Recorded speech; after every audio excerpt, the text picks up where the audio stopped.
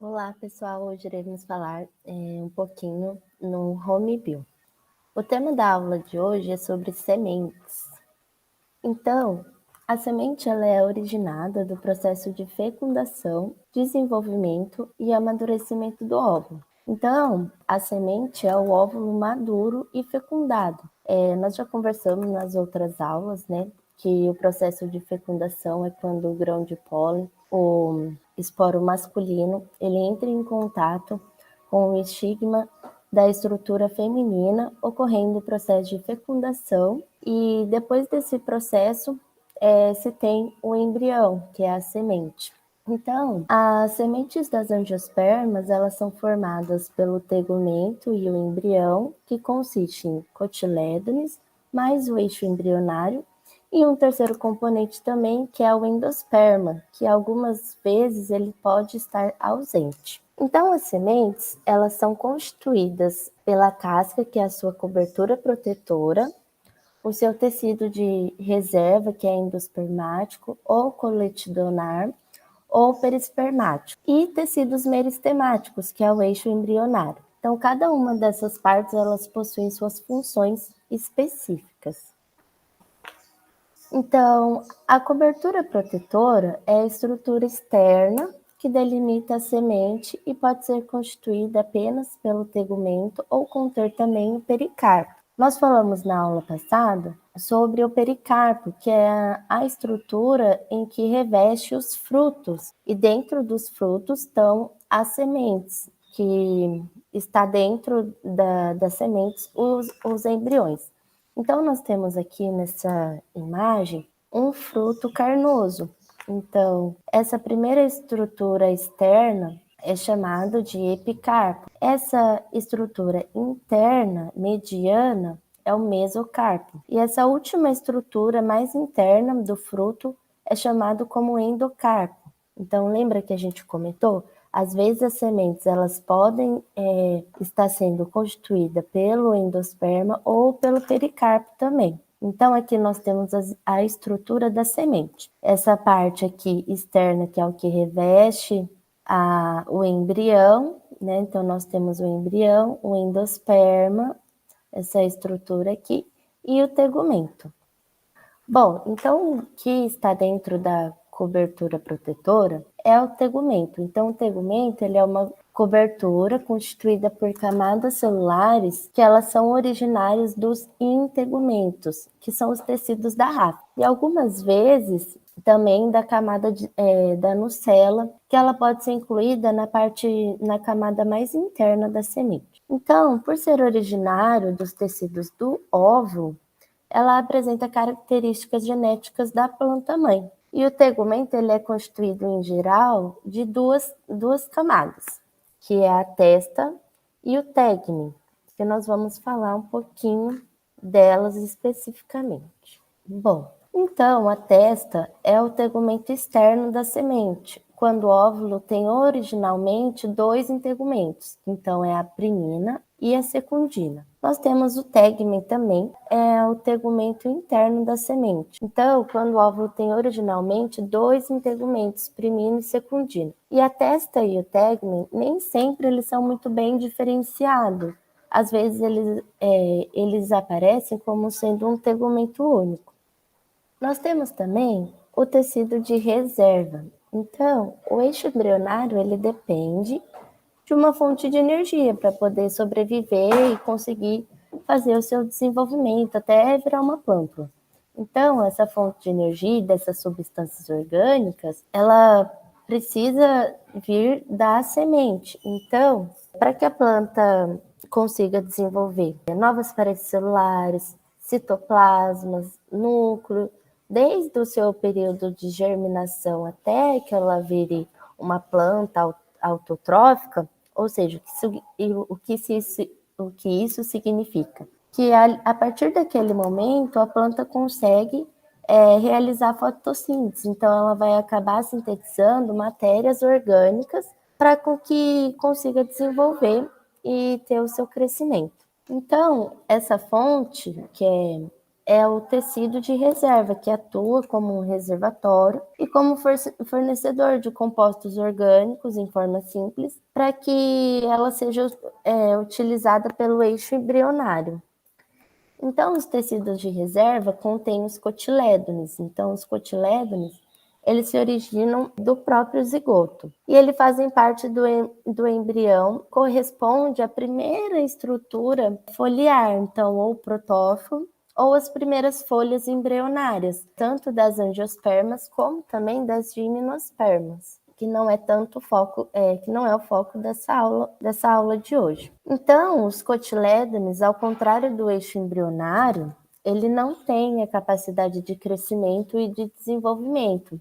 E ele pode apresentar as funções de reserva de nutrientes, síntese, né, que seria a fotossíntese, ou também como austório de algumas plantas. Das espécies, o embrião acaba se desenvolvendo bastante e acaba absorvendo todo o endosperma que está ali presente. Também, algumas vezes, acaba acumulando as substâncias dessas reservas nos cotilédones. Então, como não apresentam endosperma, as sementes dessas espécies são chamadas de exalbuminosas. E um exemplo disso são as leguminosas. Nesses casos, os cotilédones eles apresentam-se bastante volumosos e carnosos, se parecem com as folhas verdadeiras da planta. Então, nós temos aqui a imagem dessas estruturas que compõem a semente, tanto das monocotiledôneas quanto das eudicotiledôneas ou dicotiledôneas. Então, nós temos aqui como exemplo o milho. Então, nós temos o tegumento, essa camada externa, o endosperma, os cotilédones e o embrião aqui. Agora, já nas eudicotiledôneas, dicotiledôneas, nós temos aqui um exemplo da mamona, onde o tegumento é essa parte mais externa, os cotilédones, o endosperma, que é a estrutura, né, de reserva desse embrião, e o embrião logo aqui abaixo. Então, o tecido de reserva, nós temos, além dos cotilédones, nós temos também o endosperma, igual nós conseguimos ver aqui nessa imagem.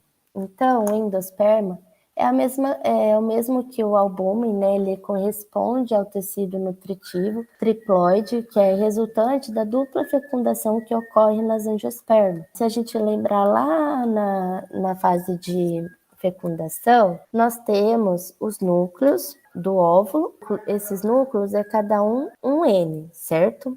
E se junta com o gameta masculino, que é N também, por isso que nós falamos que é triploide. Esse nome, então, ele vem desde lá do período da fecundação, porque as angiospermas, elas apresentam a dupla fecundação.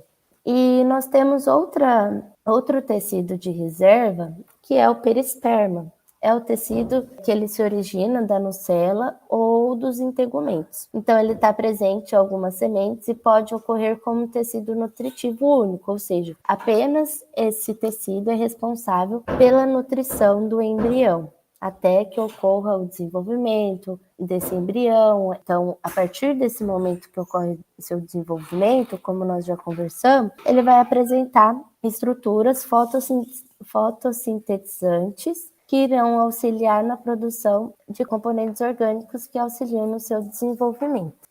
E as plantas, elas podem ser divididas em dois tipos. Então, elas podem ser divididas em hipígios e hipógios. Quando elas são hipógios, elas permanecem embaixo do solo por semanas ou meses, né? Enquanto a plântula continua o seu desenvolvimento. Então, ela fica abaixo do solo por um período muito longo, em comparada às outras espécies, que são os hipígios. Então, os hipígios, eles emergem, aderindo ao hipocótilo, tornam-se esverdeadas e podem fotossintetizar, mas são cotilédones de reserva. Então, um exemplo disso é o feijão. Então, nós temos aqui a imagem, né? Tanto das monocotiledôneas, que geralmente são as hipógios. Então, como nós conseguimos ver, a sua estrutura ela ainda continua abaixo do solo, enquanto as suas estruturas foliares, primórdios foliares, eles continuam se desenvolvendo e ele ainda continua aqui abaixo do solo, né? O hipocótilo, a radícula. Depois ele se diferencia em hipicótilo e coleóptilo e até as primeiras folhas. Agora, já nas eudicotiledôneas, nós temos os hipídeos, que são os que emergem se aderindo ao hipocótilo até se tornarem estruturas fotossintetizantes. Então, nós temos aqui, né, tegumento, o hipocótilo dessa espécie, ela consegue emergir do solo, então ela sai do solo para que essas estruturas tornem-se fotossintetizante e auxiliam na abertura das primeiras folhas e no desenvolvimento da espécie vegetal. Então aqui nós temos separado, né, então o tegumento, os dois cotilédones, né, o cotilédone, o epicótilo, que é a estrutura acima do nó, e o hipocótilo, que é a estrutura abaixo desse nó da espécie. Então, nós aqui, das folhas até o cotilédone, seria o epicótilo, e dos cotilédones até a base da raiz, nós teríamos o hipocótilo. Nós temos também o tecido meristemático, que já é o eixo embrionário. Então, o eixo embrionário, ele é a parte vital do embrião, que possui a capacidade de crescimento, por possuir tecidos meristemáticos, com a capacidade de divisão celular.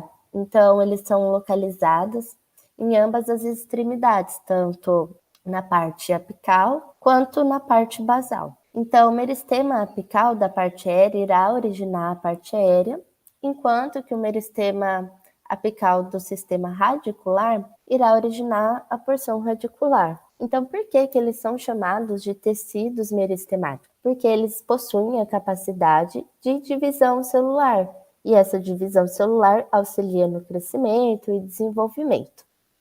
Então, nós temos o eixo embrionário das dicotiledôneas, que ele é dividido em duas partes. Então, uma acima do nó cotiledonar e outra abaixo do nó. Então, o nó cotiledonar é o eixo onde se prendem os cotilédones, igual nós vimos nessa imagem aqui. Então, essa estrutura aqui é onde os cotilédones se fixam, é a parte de divisão entre hipocótilo e epicótilo.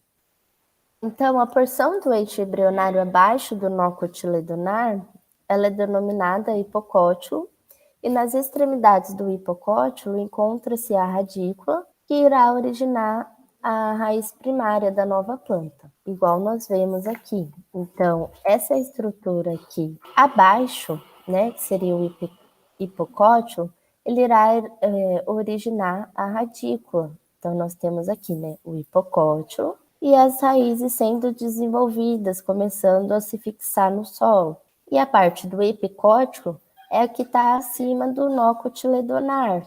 E onde é o nó cotiledonar? Onde os cotilédones se fixam. Então, acima daqui é o epicótilo, onde começa a se desenvolver as primeiras folhas e os outros ramos também. Então, nós temos aqui, né, igual mostrei anteriormente, então, o nó cotiledonar, onde se fixam os cotilédones, o epicótilo, onde é a estrutura acima do nó cotiledonar, e o hipocótilo, que é abaixo do nó, perto da raiz, onde irá se originar as raízes. Bom, espero que vocês tenham entendido. Se tiverem alguma dúvida, podem comentar, curtam o canal também. E obrigada pela presença de todos.